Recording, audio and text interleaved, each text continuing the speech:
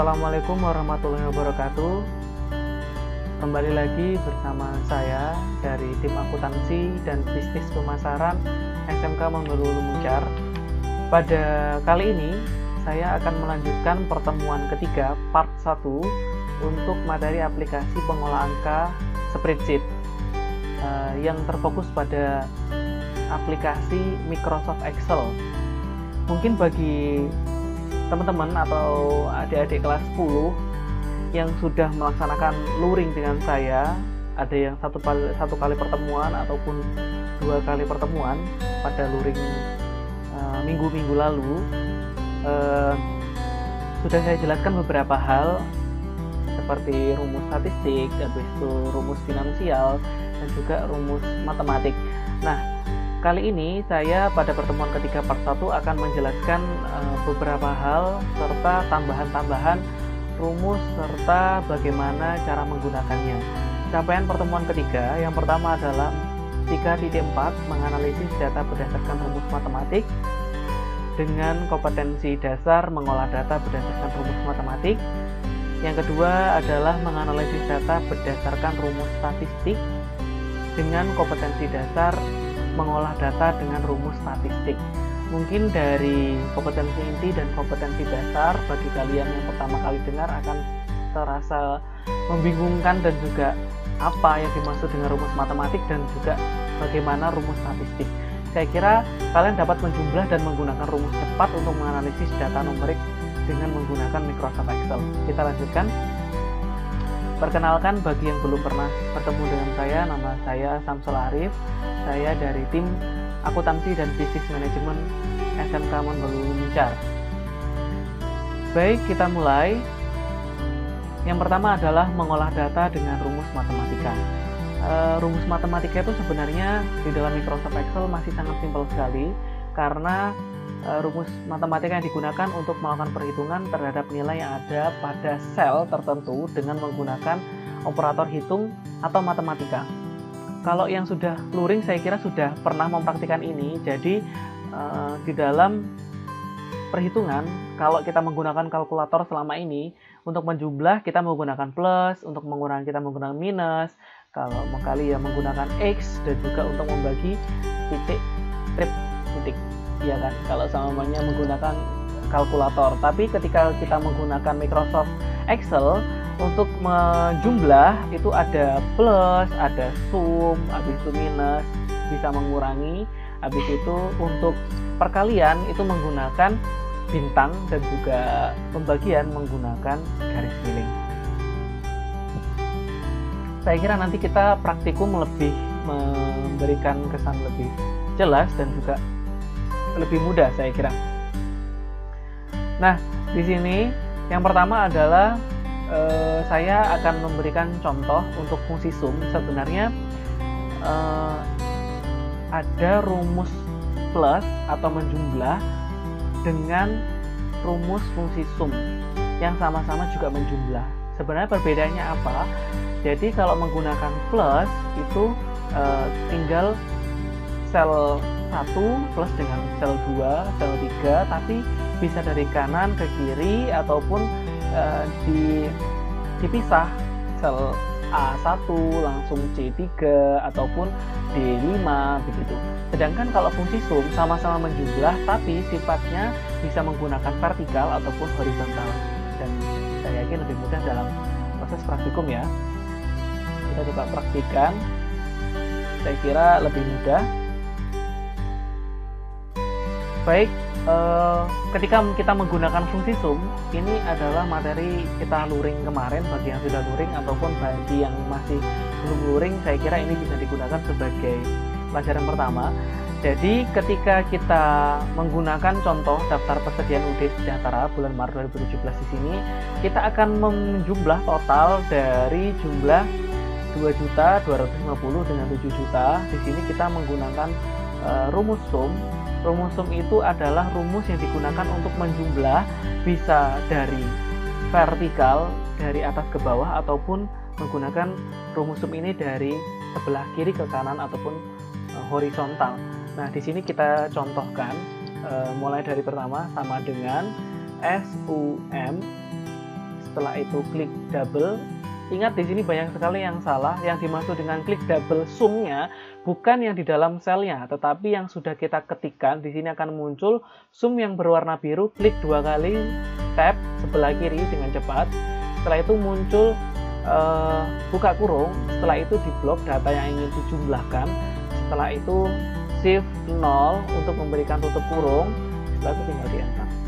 Saya kira sangat mudah sekali bagi yang sudah luring, apalagi sudah mempraktekkan, saya kira lebih mudah. Setelah itu terus bedanya antara sum dengan jumlah bagaimana? Kalau ini tadi sum, kita coba contohkan ya. Siapa tahu masih bisa di sini. Contoh 1 sama dengan kita ingin menjumlah 3 juta dengan 7 juta contohnya. Sama dengan klik 3 juta, dengan yang 2 juta 250 mungkin ya, plus dengan 2 juta, begini 2 juta 200, kita enter saja.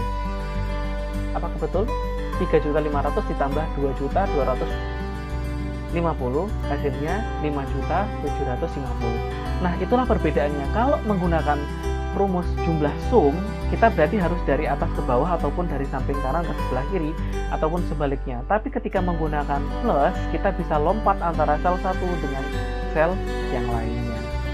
Saya kira sampai sini apakah kalian sudah memahami? Saya kira sangat mudah sekali. Jadi fungsi sum dengan fungsi plus itu memiliki maksud yang sama, tetapi memiliki kegunaan yang berbeda.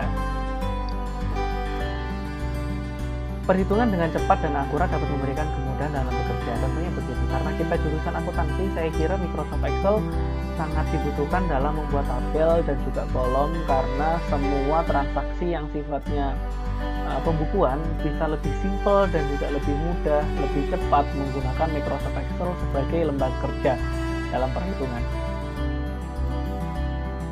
Nah, di sini ada sum if, fungsi sum if.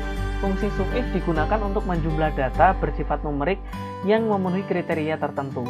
Nah, terus bedanya apa antara sum dengan sum if? Kalau tadi kita mempraktekkan fungsi sum untuk menjumlah, antara fungsi plus dengan fungsi sum saja sudah memiliki maksud yang sama, tetapi ternyata kegunaannya berbeda. Nah, sekarang ada yang namanya sum if.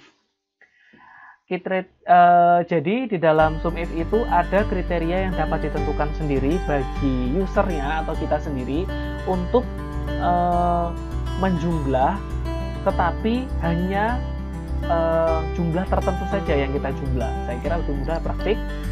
Kita praktikkan. Di sini saya gunakan contoh tabel yang kita kerjakan kemarin.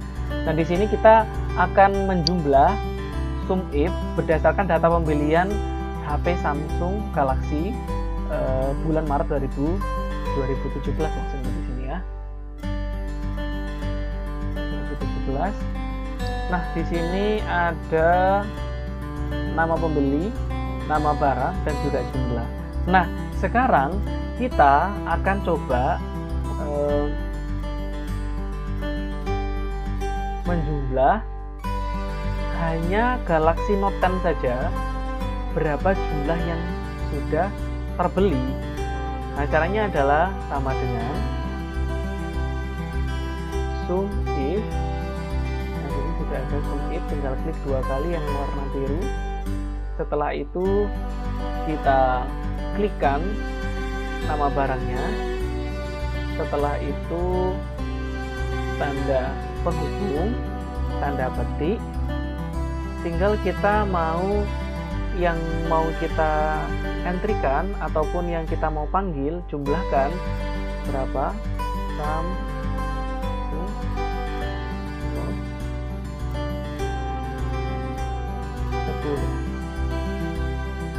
Kita kasih tanda petik ulang.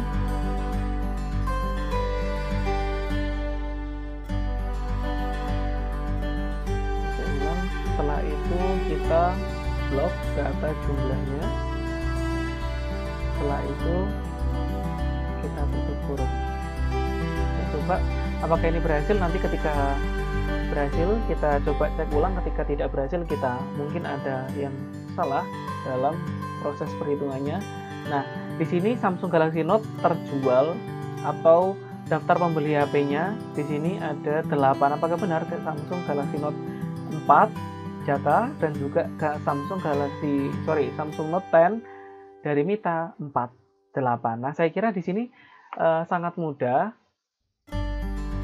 Saya ulang lagi, contoh begini. Ketika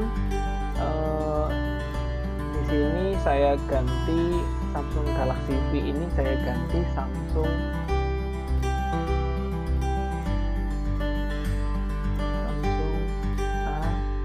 A6. Nah, di sini kan Samsung A6 ada 3 yang miliknya Anissa, sama Samsung A6 miliknya Radela ada 2. Kan di sini sebenarnya kita sudah melihat kalau 3 tambah 2 pasti hasilnya 5. Nah, fungsi sum if ini adalah fungsi yang digunakan untuk menjumlah, tidak menggunakan plus, tetapi memilih berdasarkan kriteria yang kita inginkan. Nah, contoh di sini berarti Samsung A6. Kita gunakan rumusnya. Yang pertama adalah, kita awali dengan sama dengan. Setelah itu klikkan sum if. Di sini ada sum if, tinggal klik 2 kali. Satu muncul buka kurung, masukkan nama kriterianya. Setelah itu kasih tanda penghubung. Setelah itu tanda petik. Setelah itu apa yang mau kita panggil? Di sini yang mau kita panggil Samsung A6. Tanda tutup petik, habis itu tanda penghubung lagi. Setelah itu kita blok jumlahnya. Setelah itu kita kasih shift 0 untuk tutup kurung, kita enter. Hasilnya ketika Samsung A6 ini jumlahnya Anissa 3, sedangkan Radela 2, berarti hasilnya 5. Apakah hasilnya akan 5? Betul sekali. Jadi saya kira di situ sudah memberikan jawaban apa perbedaan antara plus, habis itu sum, serta sum if. Jadi kalau plus digunakan untuk menambahkan berbeda-beda sel tapi tanpa kriteria, untuk sum digunakan untuk menjumlahkan secara garis horizontal ataupun vertikal ke bawah ataupun ke samping. Sedangkan untuk sum if digunakan untuk menjumlahkan berdasarkan kriteria yang kita inginkan. Seperti itu. Yang berikutnya adalah mengolah data dengan fungsi statistik. Nah, ini sangat mudah sekali karena kita sudah mempraktekkan kemarin di awal, bahkan di luring pertama kita sudah praktekkan. Tapi video ini saya kira untuk semua siswa-siswi saya, baik yang sudah luring dengan saya ataupun yang luring dengan Bapak Ibu yang lain. Nah, di sini untuk fungsi statistika ada 3 macam yang saya contohkan. Yang pertama adalah average atau mencari rata-rata. Habis itu untuk fungsi max untuk mencari nilai tertinggi, dan juga fungsi min untuk mencari nilai terendah. Jadi untuk mempraktekkan ini perlu namanya tabel untuk melihat rata-rata, nilai tertinggi dan juga nilai terendah. Saya kira dipraktekkan lebih mudah untuk dipahami. Kita kemarin, nah di sini ada daftar penjualan alat tulis kantor. Sementara kita hilangkan terlebih dahulu isiannya. Nah, di sini ketika ada nomor, nama barang, unit, harga satuan dengan jumlah, di sini sudah ada. Nah, sekarang kita sedang mencari rata-rata. Rata-rata dari harga alat tulis kantor di sini berapa? Tinggal masukkan sama dengan average. Bahasa average ini biasanya digunakan dalam laboratorium Averalgo ya, biar lebih mudah dibaca ya buat kalian. Jadi average diklik 2 kali, setelah itu blok data mulai dari atas sampai bawah, setelah itu dikasih shift 0 untuk tutup kurung, tinggal di enter, langsung ketemu nilai rata-rata dari jumlah keseluruhan di sini. Untuk nilai tertinggi atau fungsi max tinggal masukkan sama dengan fungsi max, berarti max, klik double, Setelah itu blok dari bawah ke atas, shift 0. Setelah itu enter. Nah, di sini sudah jelas nilai tertingginya pasti 9.000 dari 7.500, 4.000, 3.000, 4.000. Nah, sudah jelas untuk yang nilai terendah sama dengan MIN. Klik 2 kali, blok dari atas ke bawah, tutup kurung, enter. Sangat mudah sekali saya kira. Jadi untuk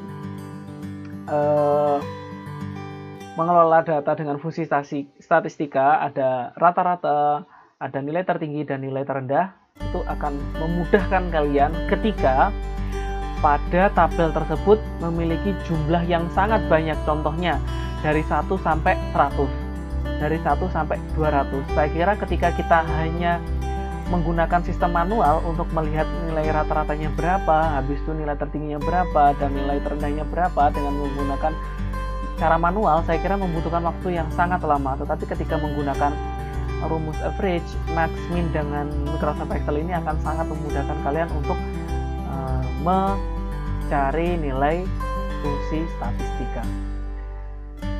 Yang berikutnya, di dalam sebuah kesulitan pasti ada kemudahan, dalam artian begini. Ketika selama ini kita merasa membuat tabel, habis itu dalam pembukuan, laporan keuangan dan lain-lain membutuhkan garis dan kolom serta perhitungan yang sangat cepat. Ketika menggunakan manual saya kira membutuhkan waktu yang lama. Ketika kita ada Microsoft Excel, ini salah satu